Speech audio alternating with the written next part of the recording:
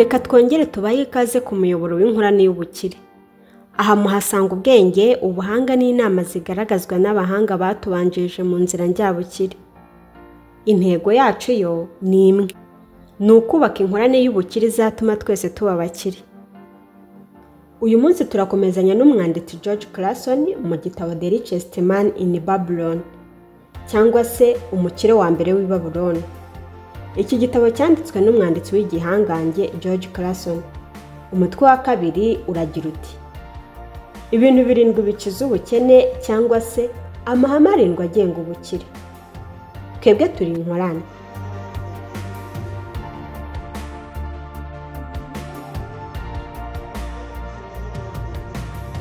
Icyubahiro cya Babuloni cyabaye ubukombe mu myaka myinshi ishize. Babuloni yubatse izina hirya no hino, imenyekana nk'umujyi wa mbere ukize, ubutunzi bwawo nabwo bubi cyamamare. Nyamara siko byahoze. Ubukire bw'uyu mujyi wa Babuloni bwaje nk'umusaruro w'ubwenge n'ubuhanga bw'abantu bawutuye. Babanzaga mbere na mbere kwiga uko baba bakire. Ubwo umwami mwiza witwaga Zagoni yari agarutse Babuloni, amaze gutsinda abanzi be b'Aberamite.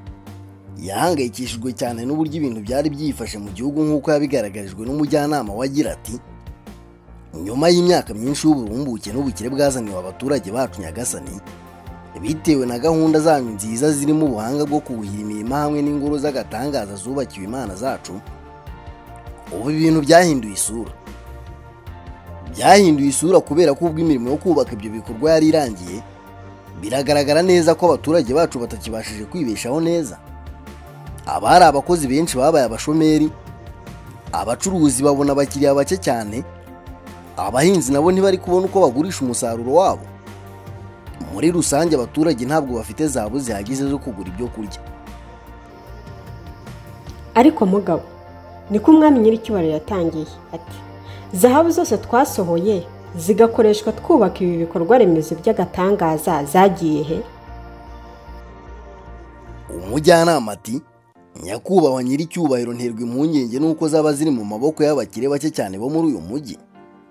Rwose zanyereye vuba na bwangu, ziva mu maboko y'abaturage bose zigwa mu maboko y'abakire bake cyane, neza neza nk'uko amahenehene amanuka agwa mu cyansi. None rero kuko nyine aho bayakuraga hahagaze, ndakurahiye abaturage benshi nta n'urupfu muheruki barangwaho. Umwami yabaye nk'uguye mu kantu, araceceka, abitekerezaho umwanya utari muto. Maze kera kabaye ati: byatewe n'iki kugira ngo zahabu zose zisange mu maboko y'abakire bake? Impamvu ni uko bazi neza uko babasha kwigwizaho zabo nyinshi kandi bakazigumana. Niko umujyanama yasubije. Kandi rero Nyagasani, ntabwo umuntu akwiriye kuzira ko azi uko bagera ku butsinzi. Kandi nanone mu buryo bukurikije ubutabera, ntabwo umuntu akwiriye kwaka ibyo yagezeho ngo bihabwe utarabikoreye cyangwa se abadashoboye. Ariko mugabo, umwami Nyagasani yahise asakuza ati: niba ari uko ibintu bimeze, kuki abaturage bose batakwiga uko bigwizaho ubukire bityo bose bagahinduka abakire? Nyakubahwa, ibyo bintu birashoboka cyane. Gusa ikibazo ni kimwe: ninde wabibigisha? Birumvikana abapadiri ntabwo aribo babikora kuko ntacyo bazi ku bigendanye no kwigwizaho amafaranga. None se ubwo ninde muri uyu mujyi w'agatangaza uzi uko abantu baba bakire? Niko umwami yahise abaza umujyanama. Nyagasani, ikibazo cyawe kirimo n'igisubizo. Niko umujyanama yahise amubwira. Umuntu umwe wakora neza ibyo bintu n'uwo nyine wabashije kubigeraho akigwizaho ubukire muri uyu mujyi wa Babuloni. Uvuze neza cyane mujyanama wanjye mwiza kandi ushoboye. Birumvikana ko uwo muntu ari Arikadi. Niwe umukire wa mbere w'i Babuloni.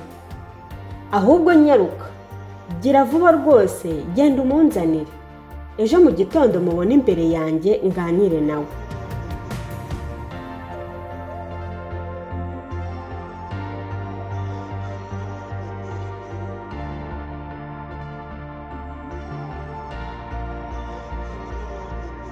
Mu gitondo cya kare ubwo umwami yari yibambuye, Arikadi yari ahagaze imbere ye yemye kandi akeye nubwo yari ageze mu myaka 70.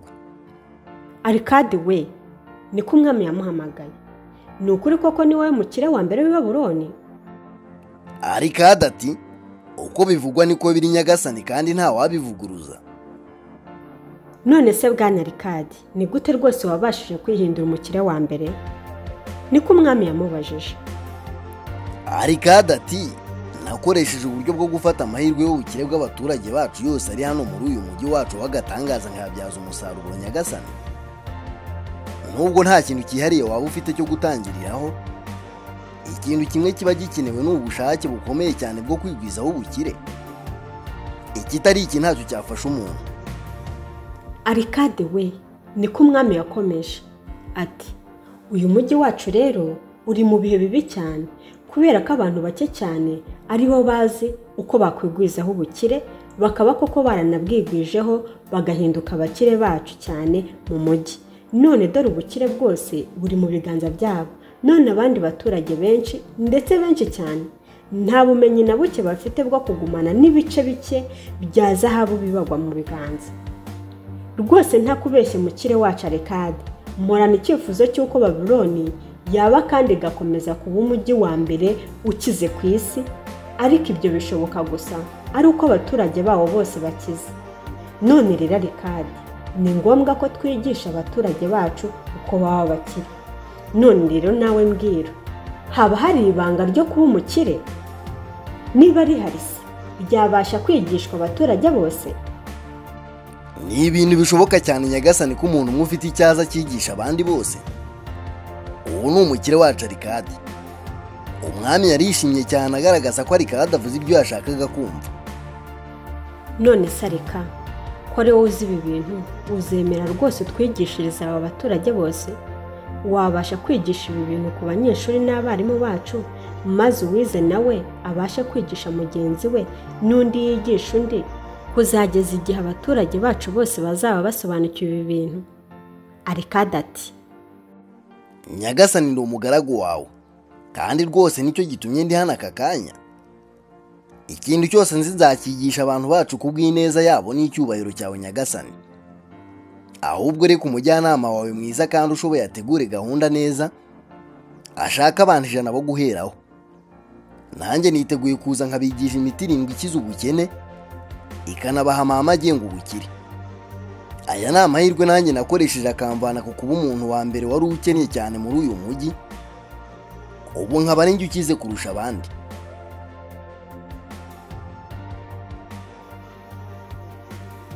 Haciyeho ibyumweru 2, maze hagendewe ku itegeko ry'umwami, abantu 100 bateranira mu ngoro nkuru biteguye kwiga. Bicaye mu ntebe nziza cyane z'amabara atagira uko asa, maze Rikadi we yicara hafi aho ku ntebe nziza cyane n'ameza yari ateretseho igicaniro cy'umubavu uhumura neza cyane. Bose batangiye kongorerana buhoro buhoro ubwo Rikadi yari ahagurutse, bagira bati, niwe mukire wa mbere w'i Babuloni. Buri wese yongoreraga mugenzi we bucece. Abandi bati, nawe ni umuntu nkatwe. Nk'uko ari inshingano zanjye nahawe n'umwami nyir'igihugu, mpagaze imbere yanyu nkora ibyo yantegetse. Bitewe n'uko nigeze kuba umusore w'umukene cyane ariko washakaga kwigwizaho zahabu, nanone ariko kuko nabashije kunguka ubumenyi bwanshoboje kwigwizaho ubukire butangaje, umwami yabonye ko ari byiza ko nabasangiza ubu bumenyi, arabinsaba. None dore uku niko mpagaze imbere yanyu uyu munsi. Natangiye kubaka ubukire bwanjye mu buryo buciriritse cyane. Rwose sinari mfite amahirwe menshi n'ibyiza byinshi nk'ibyo benshi muri mwe mufite muri uyu mujyi wacu w'agatangaza wa Babuloni. Ubutunzi bwanjye bwa mbere nabubitse mu ikofi y'indodo iciriritse cyane. Nari mbabajwe cyane n'ukuntu ikofi yanjye ihora yambaye ubusa. Niyumvisemo ubushake bwo kuyuzuza ubutunzi, maze ikajya ihora yumvikanamo urusaku rwa zahabu. Ibyo rero byatumye nshakashaka umuti wangiza ubukene, bityo mbona imiti 7. Muri abanyamugisha cyane mwebwe mwicaye imbere yanjye, kuko ngiye kubahishurira amabanga 7 ariyo miti 7 izabatandukanya n'ubukene. Iyi miti kandi nkaba nsaba ko yagera kuri buri muntu wese ushaka kugera kuri zahabu nyinshi cyane. Buri munsi muri iyi minsi 7 tugiye kumarana hano, nzajya mbahishurira umuti umwe maze mutahe. Murasabwa kwitonda, mukitegereza kandi mukitegereza cyane ibyo ngiye kubabwira. murasabwa kandi kubiganira no kubijyaho impaka uko mushoboye kose. Mwiga aya masomo yose uko yakabaye ndabinginze, kuko ibyo ari byo bizabafasha gutera imbuto y'ubukire mu makofi yanyu. Icyambere rero, buri wese muri mwe arasabwa kwihutira gutangira kubaka mu buryo bw'ubwenge ubukire bwe ku giti cye, kandi uzabikora akabikora neza niwe uzaba usabwa kujya kubyigisha abandi. Nzagerageza kubigisha ibi bintu mu buryo bworoshye ndetse bworoshye cyane, mbere ku buryo mwatuma ikofi yanyu izahuka. Iyi kandi niyo ntambwe ya mbere yo kubaka ingoro y'ubukire, kandi rero murabizi ko nta muntu wakurira ngo atumbagire hejuru cyane niba atabasha gutera intambwe ya mbere. Nimureke turebere hamwe umuti wa mbere. Uyu muti wa mbere uragira uti: gaburira ikofi ubikamo ubutunzi bwawe bituma ikofi yawe ibyimba. Arikadi yegereye umwe mu bagabo bari bicaye ku murongo w'intebe wa kabiri. Yari umugabo utekereza cyane, maze Arikadi aramubaza ati: inshuti yanjye nziza, ni uwuhe murimo ukora? Nandukura inyandiko nkazikoramo nyinshi, ariko ndanashushanya, niko umugabo yasubije. Byiza cyane, niko Arikadi yavuze. Uwo ni wo murimo nanjye nakoraga mbere ukampa amaramuko. Kubw'ibyo rero urumva ko nawe ufite amahirwe yo kubaka umuturirwa w'ubukire. Maze Arikadi yegera undi mugabo wari wijimye mu maso wari wicaye inyuma cyane, ati: mugabo, nawe mbwira ibyo ukora bituma ubona umugati w'abana. Umugabo araterura ati: njye ndi umubojuzi, ngurihe n'aborozi baba boroye, nkazibaga, nkagurisha inyama ku baturage, hanyuma nkazigurisha ku bakora inkweto. Byiza cyane mugabo, niko Arikadi yavuze. Ubwo nawe ufite akazi kaguha amafaranga, nawe ufite amahirwe yose yo kuba umukire nk'ayo nanjye nari mfite mbere. Ni muri ubu buryo Arikadi yakomeje kubaza abagabo bari bateraniye ibyo bakora bibaha amafaranga, maze ubwo yari amaze kubabaza bose, araterura ati: bavandimwe abanyeshuri banjye turi kumwe uyu munsi, mubashiye kwibonera neza ko hari imirimo myinshi abantu bakora ikabahesha amafaranga. Uburyo ubwo ari bwo bwose waba winjizamo ni isoko iguha zahabu wakuramo nkeya zo kugaburira ikofi yawe, bityo bigatuma buri wese muri mwe agira icyo yizigamira mu ikofi ye, cyaba kinini cyangwa se gito. Ibyo siko bimeze se? Maze abagabo bose bagaragaza ko ibyo avuze ari ukuri. Nuko Arikadi arakomeza ati: none se bagabo bavandimwe, mutekereza ko niba buri umwe muri mwe ashaka kubaka ubukire buhambaye bumukwiriye, atari iby'ingenzi cyane ko yahera kuri iyo soko y'ubukire yabashije kubaka kugeza ubu? Nanone abagabo baremeye. Nibwo Arikadi ahindukiriye umugabo wari wavuze ko acuruza amagi, ati: nk'ubu ugiye ufata amagi 10 ukayashyira mu gaseke mu gitondo, hanyuma nimugoroba ukanyaruka ugakuramo amagi 9, n'ejo ukongera ukabikora gutyo buri munsi, byagenda bite? Umugabo ati: igihe cyazagera agaseke kakuzura. Arikadi ati: kubera iki? Umugabo ati: kubera ko buri munsi nshyiramo amagi menshi nkakuramo amagi. Maze Arikadi ahindukira abanyeshuri baseka ati: hano haba hari umuntu ufite ikofi yambaye ubusa? ku nshuro ya mbere bamurebye ubona bacanganyikiwe, nyuma baraturika baraseka, hanyuma batangira kuzunguza amakofi yabo banaseka cyane babigize umukino. Byiza cyane bagabo, niko Arikadi yakomeje. Ubu rero nanone nababwira umuti wa mbere ukiza ubukene nk'uko nabashije kuwiga no kuwukoresha. Nimugende mukore neza nk'ibyo nabwiye uriya mugabo ucuruza amagi. Mu biceri 10 bigeze mu ikofi yawe, jya ukuramo 9 ubikoreshe mu byo ukeneye, maze igiceri kimwe kirekeremo. Kuva ku munsi wa mbere uzatangira gukora ibyo, ikofi yawe izatangira kubyibuha, kandi uburemere bwayo buzakomeza kwiyongera bitume wumva imeze neza mu gihe uyifashe mu ntoki zawe, kandi ibyo nabyo bizazanira ukunyurwa ubugingo bwawe. Bagabo, ntimukerense ibyo mbabwiye bitewe n'uko mwumva byoroshye, burya ukuri buri gihe kuba guciriritse cyane. Nababwiye ko ndi bubabwire uko nubatse ubukire bwanjye. Uku rwose niko natangiye. Nanjye rwose nigeze gutunga ikofi yambaye ubusa nkamwe, kandi nkahora nyitotombera cyane kuko itabashaga kumpa ibyo umutima wanjye ushaka.